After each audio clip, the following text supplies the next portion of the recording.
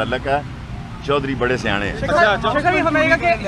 कि जब फौज और ISI इमरान खान के साथ थी तो उस वक्त वो ठीक थी, अब वो इमरान के खिलाफ। हम नहीं कह रहे कि ठीक नहीं है, हम सिर्फ ये चाहते हैं कि नदीम साहब, क्या नाम है, नदीम अंजम साहब हमारे भाइयों जैसे हैं, बिल्कुल हमारे साथ गुजर खान के हैं।